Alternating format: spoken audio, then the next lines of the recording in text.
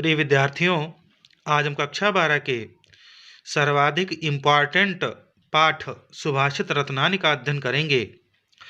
इस पाठ से बोर्ड की परीक्षा में एक न एक श्लोक अवश्य पूछा जाता है, तो आप लोग इस पाठ को ध्यानपूर्वक पढ़ें और इस पाठ की संपूर्ण तैयारी अवश्य कर लें।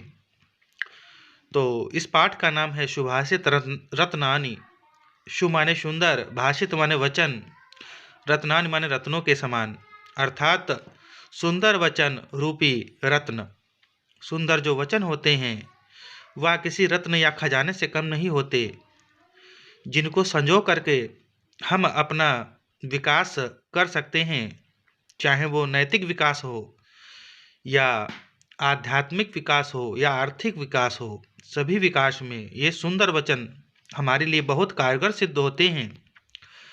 तो उसी क्रम में इसका जो प्रथम श्लोक है वो इस प्रकार से है। भाषा सुमुख्या मधुरा दिव्या गीवाण भारती तस्या ही मधुरम काव्यम तस्मादपि सुभाषितम। भाषासु भाषाओं में मुख्या मुख्य है, मधुरा मधुर है, दिव्या दिव्य है, गीवाण भारती, गीवाण कहते हैं देवताओं को, भारती कहते हैं वाणी को। देवताओं की वाणी संस्कृत को कहा जाता है, क्योंकि प्राचीन काल में देवता संस्कृत भाषा का उपयोग करते थे। तो गीवाण भारती का सीधे सीधे अर्थ हो जाएगा संस्कृत। भाषाओं में जो मुख्य है, मधुर है, दिव्य है, वह देववाणी संस्कृत है। तस्या ही मधुरम, तस्या माने उससे भी, मधुरम मधुर, उससे भी मधुर, काव्यम काव्य है, उससे भी मधुर उसका काव्य है। तस्माद अपि सुभाषितम, तस्माद उससे भी मधुर, सुभाषितम सुभाषित हैं, अर्थात उसके सुंदर वचन हैं। सु माने सुंदर, भाषित माने वचन। चलिए फिर से इसका अध्ययन करते हैं। भाषाओं में जो मुख्य है, मधुर है, दिव्य है, देववाणी संस्कृत है। तस्या ही मधुरम, उससे भी मधुर उसका काव्य है। तस्मादपि उससे भी, सुभाषितम सुंदर वचन है, अर्थात उससे भी मधुर सुंदर वचन है। चलिए दूसरे श्लोक का अध्ययन करते हैं। सुखार्थिनः कुतो विद्यार्थिनः सुखम, सुखार्थी वा त्यजेत विद्या, विद्यार्थी वा त्यजेत सुखम। यह श्लोक प्रत्येक विद्यार्थी को अपने ऊपर लागू करना चाहिए। इस श्लोक को यदि विद्यार्थी, इस श्लोक का यदि विद्यार्थी पालन करे तो वह एक अनुशासित और सफल विद्यार्थी बन सकता है। सुख आर्थिनः, अर्थात सुख को, आर्थिनः माने चाहने वाला, सुख को चाहने वाले को, कुतो विद्या, कुतो माने कहाँ, विद्या माने विद्या, सुख को चाहने वाले के लिए विद्या कहाँ। कुतो विद्यार्थिनः सुखम, जो विद्या को अर्थिनः माने चाहने वाला है उसके लिए सुखम कुतो, सुख कहाँ, यानी सुख को चाहने वाले के लिए विद्या कहाँ, और विद्या को चाहने वाले के लिए सुख कहाँ। सुखार्थी व त्यजेत विद्या, सुख अर्थी, यदि सुख को चाहते हो तो त्यजेत विद्या, तो विद्या को त्याग दो। यदि सुख को चाहते हो तो विद्या को त्याग दो। वा यदि विद्यार्थी, यदि विद्या को अर्थी माने चाहते हो तो त्यजेत सुखम, तो सुख को छोड़ दो। यानी किसी एक को तो आपको छोड़ना ही पड़ेगा। तो इसको फिर से देखते हैं। सुखार्थिनः कुतो विद्या, सुख को चाहने वाले के लिए विद्या कहाँ, विद्यार्थिनः कुतो सुखम, विद्या को चाहने वाले के लिए सुख कहाँ। यदि सुख को चाहते हो तो विद्या को त्याग दो, यदि विद्या को चाहते हो तो सुख को त्याग दो। चलिए अगला देखते हैं श्लोक। जलबिंदु निपातेन क्रमशः पूर्यते घटः, स हेतुः सर्वविद्यानां धर्मस्य च धनस्य च। जल बिंदु निपातेन, जल की बिंदु माने बूंदे, निपातेन माने गिरने से, जल की बूंदे गिरने से, क्रमशः क्रम से या धीरे धीरे, पूरते घटा, पूरते माने भर जाता है, घटा माने घड़ा, जल की बूंदे धीरे धीरे गिरने से घड़ा भर जाता है। सह हेतु, वही, सह माने वह या वही, हेतु माने कारण होता है, वही कारण होता है किसका? सर्व विद्यानाम, सभी प्रकार की विद्याओं का, धर्मस्य चा, धनस्य चा, और धर्म का और धन का, यानी जितना भी प्रकार का धर्म, धन और विद्या होती है वह धीरे धीरे ही संचित की जा सकती है। चलिए फिर से देख लेते हैं इसको। जल की बूंद गिरने से क्रमशः माने धीरे धीरे, पूरते घटा, घड़ा पूरा भर जाता है, सा हेतु वही कारण होता है सर्व प्रकार की विद्याओं का, धर्म का और धन का। चलिए अगला श्लोक देखते हैं। काव्य शास्त्र विनोदेन कालो गच्छति धीमताम, व्यसनेन च मूर्खाणाम निद्रया कलहेन वा। काव्य शास्त्र विनोदेन, विनोद का अर्थ होता है मनोरंजन, काव्य शास्त्र के मनोरंजन में, कालो माने समय, गच्छति माने चला जाता है, धीमताम, धीमताम कहते हैं बुद्धिमान लोगों का या विद्वान लोगों का, जो बुद्धिमान लोग होते हैं उनका, कालो उनका समय, गच्छति बीत जाता है, काव्य शास्त्र के मनोरंजन में, जो बुद्धिमान लोग होते हैं उनका समय काव्य शास्त्र के मनोरंजन में बीत जाता है। व्यसनेन च मूर्खाणाम, च और मूर्खाणाम, और मूर्खों का, और मूर्खों का समय, और मूर्खों का समय, व्यसनेन व्यसन में अर्थात बुरी आदतों में, निद्रया सोने में, कलहेन वा माने और, कलहेन कलह करने में मतलब झगड़ा करने में बीतता है। यानी जो बुद्धिमान लोग होते हैं उनका समय काव्य शास्त्र के मनोरंजन में बीतता है, और जो मूर्ख लोग होते हैं उनका समय बुरी आदतों में, सोने में और झगड़ा करने में बीतता है। चलिए अगला श्लोक देखते हैं। न चौरहार्य न च राजहार्यम न भातृभाज्यम न च भारकानि, वैकृते वर्धत एव नित्यम विद्याधनम सर्वधन प्रधानम। न चौरहार्य, न चौर, चोर माने चोर, चौर माने चोर, न चौर, न चोर, आहार्य माने चुरा सकता है, च माने और न राजा, आहार्य छीन सकता है, यहाँ पर आहार्य का अर्थ छीनना होगा, क्योंकि राजा चुराता नहीं, राजा बलपूर्वक छीन लेता है। न चोर चुरा सकता है और न राजा छीन सकता है। न भातृभाज्यम, न भाई, भाज्यम, भाज्य का मतलब होता है बांटना, न भाई बांट सकता है, न च भारकानि, और न ही भार होता है, भार माने वजन होता है। वह कृते वर्धत एव नित्यम, वह माने खर्च करने पर, वर्धत बढ़ती है, नित्यम माने रोज, रोज खर्च करने पर बढ़ती है। विद्याधनम सर्वधनम प्रधानम, ऐसा विद्या रूपी धन, विद्याधनम ऐसा विद्या रूपी धन, सर्वधनम सभी धनों में प्रधान होता है या मुख्य होता है या प्रमुख होता है। न चोर चुरा सकता है, न राजा छीन सकता है, न भाई बांट सकता है, न भार होता है, खर्च करने पर प्रतिदिन बढ़ता है, ऐसा विद्या रूपी धन सभी धनों में प्रधान होता है। विद्या एकमात्र ऐसा धन होता है जो हमेशा हमारे कार्य आता है, काम आता है। अगला देखें। परोक्षे कार्य हंतारम प्रत्यक्षे प्रियवादिनम वर्जयेतादृशम मित्रम विषकुंभम पयोमुखम। देखिए मित्र के विषय में बताया गया है कि मित्र, ऐसे मित्र को त्याग देना चाहिए। कैसे मित्र को, वो इसमें बताया गया है। परोक्षे, परोक्षे यानी पीठ पीछे, परोक्षे पीठ पीछे यानी सामने न होने पर, कार्य हंतारम कार्य को, हंतार, हंतार माने नष्ट करना या मार देना, पीठ पीछे काम को नष्ट कर देता है। प्रत्यक्षे सामने होने पर, प्रियवादिनम प्रिय माने मीठा या प्रिय अच्छा, वादिनम माने बोलता है, पीठ पीछे कार्य को नष्ट कर देता है, सामने होता है तो प्रिय बोलता है। वर्जयेत छोड़ देना चाहिए, तादृशम इस प्रकार के मित्र को, इस प्रकार के मित्र को छोड़ देना चाहिए। कैसे छोड़ देना चाहिए? विष कुंभम, विष के कुंभ के समान, विष के कुंभ मतलब जहर के कुंभ के समान। पयोमुखम, जिसके पय, पय माने दुग्ध, मुखम माने मुख पर, जिस घड़े के मुख पर दुग्ध लगा हुआ हो परंतु उसके अंदर विष भरा हुआ हो, ऐसे ऐसे मित्र को छोड़ देना चाहिए। चलिए फिर से देखते हैं। पीठ पीछे कार्य को हंतार नष्ट कर देता है, प्रत्यक्ष सामने होता है तो प्रिय बोलता है। वर्जयेत, वर्जयेत माने छोड़ देना चाहिए। तादृशम, इस प्रकार के मित्र को। विषकुंभम पयोमुखम, विष से भरे हुए घड़े के समान।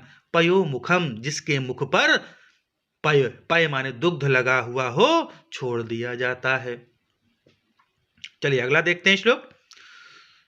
देखिए, जो महान पुरुष होते हैं वो संपत्ति विपत्ति अर्थात दुख और सुख किसी भी विषम परिस्थिति में अपने स्वभाव को परिवर्तित नहीं करते हैं, परंतु जो अधैर्यवान होते हैं, जो मूर्ख होते हैं, वो थोड़ी सी विपत्ति आने पर रोना धोना प्रारंभ कर देते हैं। चलिए देखते हैं। उदेति सविता ताम्र इस्ताम्र एवास्तमेति च संपत्तौ च विपत्तौ च महताम एक रूपता। उदेति सविता, उदेति माने उदित होने पर, सविता माने सूर्य, सूर्य उदित होने पर। ताम्र, ताम्र का मतलब लाल, ताम्र मतलब तांबे के रंग का या लाल। सूर्य उदित होने पर ताम्र होता है, लाल होता है। अस्ताम्र, अस्ताम्र एवा अस्तमेति, अस्ताम्र, अस्ताम्र माने और ताम्र ही होता है। अस्तमेति च, और अस्त होने पर, अस्तमेति च, और अस्त होने पर भी, अस्त होने पर भी ताम्र लाल ही होता है। सूर्य जो है वो उदित होने पर भी लाल, और अस्तमेति च, और अस्त होने पर भी ताम्र लाल ही होता है। संपत्तौ च विपत्तौ च महताम एक रूपता। महताम माने महान लोग, संपत्ति होने पर या विपत्ति होने पर, संपत्ति का मतलब सुख, विपत्ति का मतलब दुख, संपत्ति यानी सुख और दुख होने पर एक रूपता, एक रूप वाले अर्थात एक समान स्वभाव वाले रहते हैं। जैसे सूर्य देखिए उदित होता है तब भी लाल होता है, अस्त होने पर भी सूर्य लाल ही होता है, वो अपने स्वभाव को परिवर्तित नहीं करता है। उसी प्रकार से जो महान लोग होते हैं वह सुख या दुख कुछ भी हो, वो एक समान स्वभाव वाले ही रहते हैं, वो अपने स्वभाव को बदलते नहीं हैं। चलिए अगला श्लोक देखते हैं। विद्या विवादाय धनम मदाय शक्ति परेशान पर पीड़नाय खलस्य साधु विपरीत में ज्ञानाय दानाय च रक्षणाय। विद्या विवाद के लिए किसकी? खलस्य, नीचे से देखेंगे हम लोग। खलस्य, खल माने होता है दुष्ट, दुष्ट व्यक्ति की जो विद्या होती है, जो ज्ञान होता है, वो विवादाय, वो विवाद करने के लिए होता है, झगड़ा कराने के लिए होता है। दुष्ट व्यक्ति की जो विद्या होती है, खलस्य विद्या विवादाय, इसको करेंगे हम लोग। यानी दुष्ट व्यक्ति की जो विद्या होती है वो विवाद करने के लिए अर्थात किसी में झगड़ा करा देते हैं दुष्ट लोग।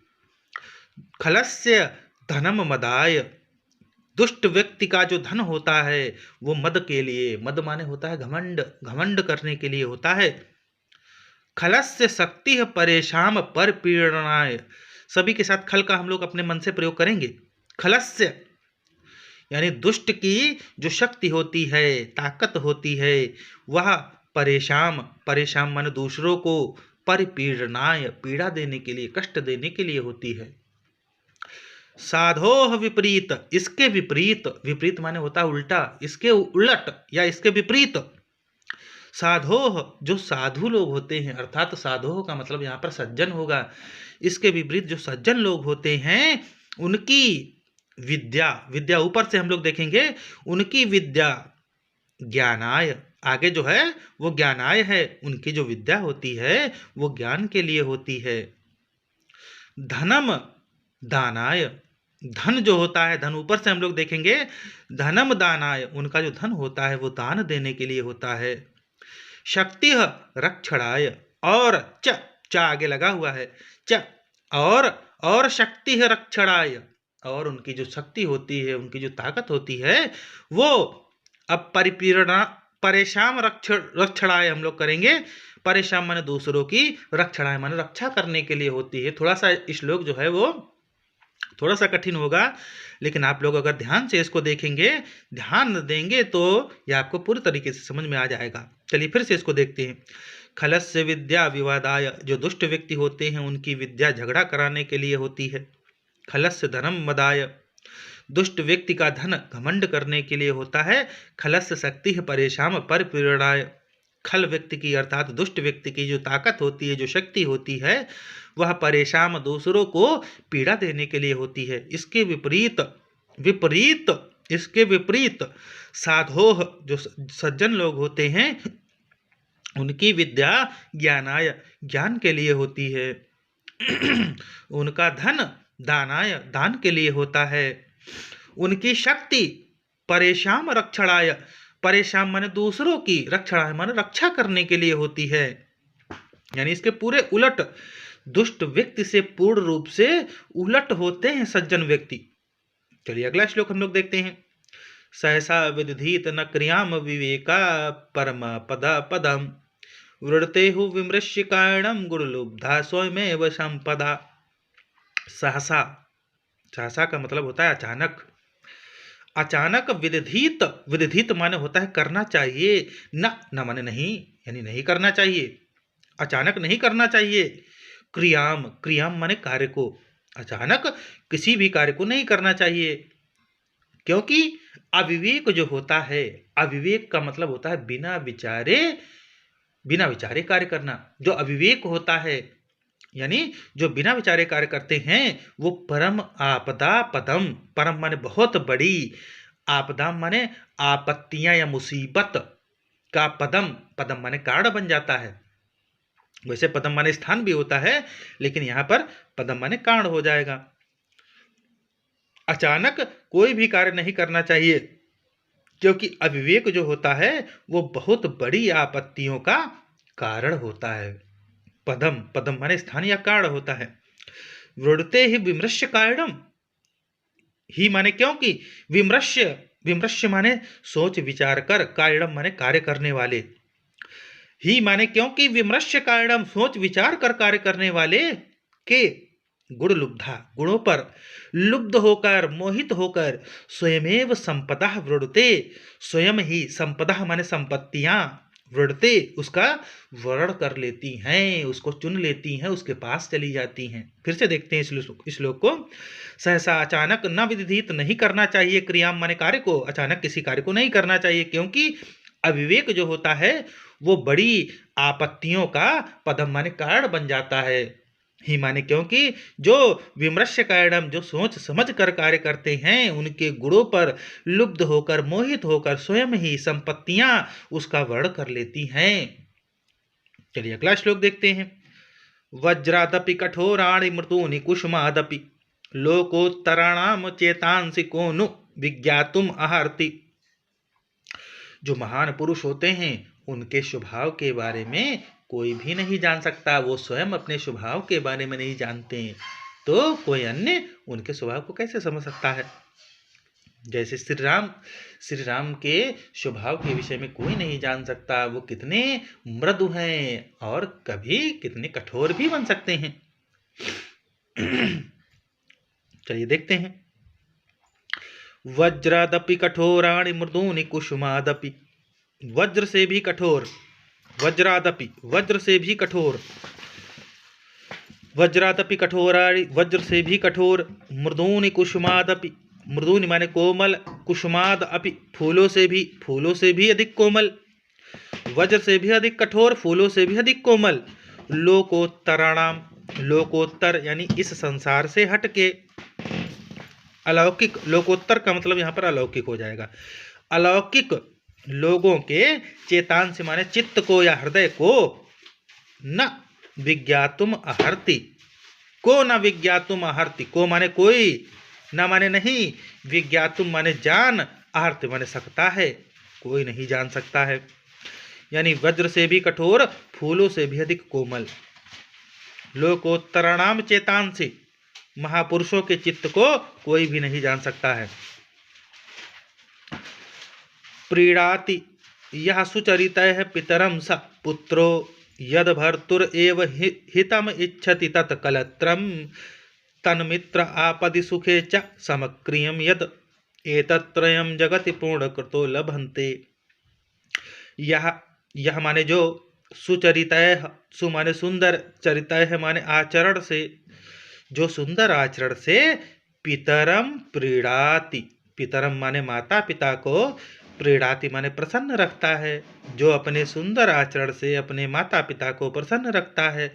सा पुत्रो, वह पुत्र, यद भर्तुर एव हितम इच्छत, यद माने जो, भर्तुर एव पति की ही, भर्तुर माने होता है पति, पति को भर्ता कहा जाता है, पति भरण पोषण करता है पत्नी का, इसलिए पति को भर्ता भी कहते हैं। जो भर्तुर एव, एव माने ही, जो पति की ही, हितम इच्छति, हित की, इच्छति माने इच्छा करती है, पति के हित की ही इच्छा करती है। तत्कलत्रम, वह पत्नी, कलत्र माने पत्नी होता है, वह पत्नी, तन्मित्र आपदि, तत्मित्र आपदि, ऐसा मित्र जो आपदि, जो आपदा में, आपदा माने विपत्ति में, च सुखे और सुख में, समक्रियम समान क्रियाओं वाला अर्थात समान स्वभाव वाला रहता है। एतत् त्रयम जगति, एतत् त्रयम इन तीनों की, त्रयम माने तीनों की, एतत् माने इन, इन तीनों की, जगति इस संसार को, इस संसार में, पूर्ण कृतो लभन्ते, पुण्य कर्म करने वालों को ही लभन्ते माने प्राप्ति होती है, यानी इन तीनों की प्राप्ति इस संसार में पुण्य कर्म करने वालों को ही होती है। चलिए फिर से देखते हैं। जो अपने सुंदर आचरण से अपने माता पिता को प्रसन्न रखता है ऐसा पुत्र, जो अपने पति के हित की ही इच्छा करती है ऐसी पत्नी, वह मित्र जो आपदा अर्थात दुख और सुख में समान स्वभाव वाला रहता है। इन तीनों की इस संसार में पुण्य कर्म करने वालों को ही लभन्ते माने प्राप्ति होती है। चलिए अगला देखते हैं। कामान दुग्धे विप्रकर्षत अलक्ष्मी कीर्ति सूते दुष्कृतम या हिनस्ति शुद्धम शांतम मातरम मंगलानाम धेनुम धीरा सुनृताम वाचम आहु। कामान दुग्धे, जो कामनाओं को दुहती है, अर्थात दुहना का मतलब होता है पूर्ण करना, जो कामनाओं को, कामना मतलब इच्छा है, जो इच्छाओं को पूर्ण करती है। विप्रकर्षत, कर्षत माने खींचना या दूर कर देना, अलक्ष्मी माने होता है गरीबी को, जो गरीबी को दूर कर देती है। विप्रकर्षत माने होता है दूर कर देती है, अलक्ष्मी माने गरीबी को, जो इच्छाओं को पूरा करती है, जो गरीबी को या दरिद्रता को, गरीबी को दरिद्रता भी कहते हैं, दरिद्रता को दूर कर देती है। कीर्तिम सूते, कीर्ति माने यश, सूते माने उत्पन्न करना, जो यश को उत्पन्न कर देती है। दुष्कृतम या हिनस्ति, या माने और दुष्कृत, दुष्कृत कहते हैं पाप को, और पाप को हिनस्ति माने नाश कर देती है, पाप को भी नष्ट कर देती है। शुद्ध शांतम मातरम मंगलानाम, जो शुद्ध है, शांत है, मातरम मंगलानाम, मंगलानाम मतलब मंगलों की, मातरम माने माता है, सभी मंगलों की माता है, जो शुद्ध है, शांत है और सभी मंगलों की माता है। धीराह, धैर्यवानों ने सुनृताम, सु माने सुंदर, अनृताम माने जो झूठ ना हो अर्थात सत्य, यानी सत्य और सुंदर, वाचम वाणी को धेनुम आहु, धेनुम माने कामधेनु, आहु माने कहा है, यानी सत्य और सुंदर वाणी को कामधेनु गाय कहा है। चलिए फिर से देखते हैं। जो कामनाओं को पूर्ण करती है, जो दरिद्रता को दूर करती है, जो यश को उत्पन्न करती है, जो पाप का नाश करती है, जो शुद्ध है, शांत है, मंगलकारी माता के समान है। धीरा, धैर्यवानों ने ऐसे सत्य और प्रिय वाणी को कामधेनु गाय कहा है, कामधेनु कहा है। आहु माने कहा है। चलिए अगला श्लोक देखते हैं, जो 13वां श्लोक है। व्यतिषयति पदार्थानान्तरः कोऽपि हेतु न खलु बहिरुपाधीन प्रीतयः संश्रयन्ते विकसति ही पतंग इस्योदये पुंडरीकं द्रवति च हिमरश्मा उदगते चंद्रकांता। देखिए, जो प्रेम होता है वो बाहरी कारणों पर निर्भर नहीं होता है, वह तो किसी विशेष कारण पर निर्भर होता है। वही बताया गया है इस श्लोक में। व्यतिषजति अर्थात मिलाने वाला, पदार्थों को, आंतर माने भीतर से, कोअपि माने कोई, हेतु माने कारण। यानी पदार्थों को आंतरः भीतर से, व्यतिषजति माने मिलाने वाला, कोअपि माने कोई, हेतु कोई कारण होता है। पदार्थों को आंतरिक रूप से मिलाने वाला कोई हेतु होता है, कोई कारण होता है। न माने नहीं, खलु माने वास्तव में प्रीतियः माने प्रेम, वास्तव में प्रेम बहिरु यानी बाहरी, उपाधीन माने कारणों पर न संसरन्ते, न माने नहीं, संसरन्ते माने आश्रित होता है। वास्तव में प्रेम जो होता है वो बाहरी कारणों पर आश्रित नहीं होता है। ही माने क्योंकि, पतंग माने सूर्य, ईश्योदय उदित होने पर, क्योंकि सूर्य के उदित होने पर पुंडरीकम विकसति, पुंडरीक माने कमल, विकसत माने खिल जाता है। और हिमरश्म उदगते, हिमरश्म किसको कहा गया है? चंद्रमा को। यानी चंद्रमा की जो किरणें होती हैं वो हिम, बर्फ के समान होती हैं, बर्फ के समान ठंडी मानी जाती हैं, इसीलिए हिमरश्म चंद्रमा को कहा गया है। हिमरश्म उदगते यानी चंद्रमा के उदित होने पर चंद्रकांता द्रवति, चंद्रकांत मणि द्रवित हो जाती है। चलिए फिर से इसको देखते हैं। पदार्थों को, आंतरः माने भीतर से, व्यतिषजति माने मिलाने वाला, कोअपि हेतु कोई कारण होता है। पदार्थों को आंतरिक रूप से मिलाने वाला कोई कारण होता है। न खलु न माने निश्चित ही, प्रीतियः माने प्रेम, निश्चित ही प्रेम, बहिरु उपाधीन न संसरन्ते, निश्चित ही प्रेम बाहरी, बहिरु माने बाहरी, उपाधीन माने कारणों पर, न संसरन्ते नहीं आश्रित होता है, संसरन्ते माने आश्रित होना, न माने नहीं। निश्चित ही प्रेम बाहरी कारणों पर आश्रित नहीं होता है। ही क्योंकि पतंग इस्योदये, पतंग कहते हैं सूर्य को, सूर्य के उदित होने पर पुंडरीकम विकसति, कमल खिल जाते हैं। और हिमरश्म उदगते, हिमरश्म माने चंद्रमा के उदित होने पर चंद्रकांता द्रवति, चंद्रकांत मणि पिघलने लगता है। जबकि देखा जाए तो जो कमल होता है वो तो धरती पर होता है, और जो सूर्य होता है वो तो बहुत दूर आकाश में होता है, लेकिन फिर भी कमल जो है जैसे ही सूर्य उदित होता है वैसे ही खिल जाते हैं। और चंद्रकांत मणि भी धरती पर होती है, हिमालय पर, और चंद्रकांत मणि जो है जैसे ही चंद्रमा को देखती है वैसे वह पिघलने लगती है। तो जरूर दोनों में कोई आंतरिक संबंध होगा। प्रेम जो है वो आंतरिक संबंधों पर आधारित होता है, बाहरी कारणों पर निर्भर नहीं होता है। चलिए अगला श्लोक देखते हैं। निंदन्ति नीति नुपुड़ा यदि वा इत्तवन्तु लक्ष्मी समाविशतु गच्छतु वा यथेष्टम् अद्यैव वा मरणम् अस्तु युगान्तरे वा नैयात पथः प्रविचलन्ति पदम नधीरा।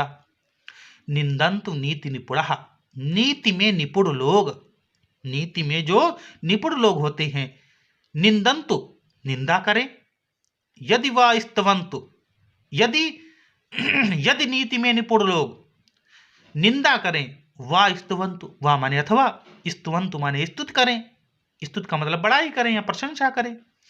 नीति में निपुण लोग चाहे निंदा करें, वा स्तवन्तु अथवा स्तुति करें, बड़ाई करें। लक्ष्मी समाविशतु, लक्ष्मी समाविशतु, लक्ष्मी जो है, लक्ष्मी कहते हैं धन दौलत को, लक्ष्मी समाविशतु, लक्ष्मी पास आए, समाविशतु माने पास आए, वा अथवा, वा माने अथवा, यथेष्टम गच्छतु, यथेष्टम माने होता है इच्छा अनुसार, गच्छतु माने चली जाए, लक्ष्मी पास आए अथवा इच्छा अनुसार चली जाए। अद्यैव वा मरणम अस्तु, अद्य एव आज ही, वा माने अथवा, अथवा आज ही मरणम अस्तु, अथवा आज ही मरण हो जाए, मर जाए, वा युगांतरे, या युगांतरे या युगों के बाद, यानी आज ही मर जाएं अथवा युगों के बाद मरे। नेयात प्रथा, न्याय के पथा माने मार्ग से, नेयात पथा न्याय के मार्ग से, प्रविचलंती, प्रविचलंती माने विचलित न नहीं होते हैं, पदम माने थोड़ा सा भी, धीरा माने धैर्यवान लोग, यानी धैर्यवान लोग न्याय के रास्ते से थोड़ा सा भी विचलित नहीं होते हैं। नीति में निपुण लोग चाहे हमारी निंदा करें अथवा बड़ाई करें, लक्ष्मी पास आए अथवा इच्छा अनुसार चली जाए, आज ही मर जाएं या युगों के बाद मरे, न्याय के रास्ते से जो धैर्यवान लोग होते हैं वह थोड़ा सा भी विचलित नहीं होते हैं। चलिए अगला देखते हैं। ऋषियो राक्षसी आहु वाचम उन्मत्त द्रप्तयो सायोनिः सर्ववैराणाम साहि लोकस्य निरिति। ऋषियों ने राक्षसी आहु माने कहा है, ऋषियों ने राक्षसी कहा है, किसे कहा है? वाचम वाणी को, ऋषियों ने राक्षसी वाणी कहा है। कैसी वाणी को कहा है राक्षसी? जो उन्मत्त होती है, उन्मत्त द्रप्तयो, उन्मत्त माने होता है मतवाली और द्रप्तयो माने अहंकारी। ऋषियों ने जो मतवाली और अहंकारी वाणी को राक्षसी कहा है। कैसी वाणी को राक्षसी कहा है? जो मतवाली होती है, जो अहंकारी होती है, यानी किसी को अहंकार होता है, जो अपने मत में चूर हो जाते हैं, जो अपने मद में चूर हो जाते हैं, घमंड में चूर हो जाते हैं, घमंड में चूर होकर के बोलते हैं, ऋषियों ने ऐसी दोनों प्रकार की वाणी को राक्षसी कहा है। सा योनि, सा माने वह मतलब कौन? वह वाणी जो मतवाली होती है और अहंकारी होती है। सा योनि, सा माने वह, योनि माने जन्म दे देती है, वह उत्पन्न कर देती है, इसे सर्व वैराणाम सभी प्रकार के वैर को। साही, साही और वह ही लोकस्य माने संसार की निरिति होती है। निरिति का मतलब विपत्ति होती है, विपत्ति का कारण होती है। जितनी भी निरिति होती हैं, निरिति का मतलब होता है विपत्तियां, जितनी भी मुसीबतें होती हैं उसका कारण हो जाती है। क्योंकि अगर आप किसी से मतवाली और घमंड में भर करके बोलेंगे तो आपका काम जो बनने वाला होगा वो भी आपका काम बिगड़ जाएगा और आपका सबसे जो है झगड़ा होता रहेगा। इसीलिए ऐसी वाणी को ऋषियों ने राक्षसी वाणी कहा है, जो सभी प्रकार के दुश्मनों को जन्म दे देती है, दुश्मनी को जन्म देती है और संसार की विपत्ति का कारण होती है। प्रिय विद्यार्थियों, ये पाठ मुझे लगता है कि आप लोगों को ठीक प्रकार से समझ में आ गया होगा। अगर कहीं पर आपको कोई भी प्रॉब्लम होती है तो आप कमेंट बॉक्स में अपना कमेंट ज़रूर लिखें, ताकि मैं उसका यथासंभव समाधान दे सकूं। और अगर आपको ये वीडियो अच्छा लगे तो इसे लाइक करें, सब्सक्राइब करें और अपने अन्य दोस्तों के साथ भी शेयर करें। धन्यवाद।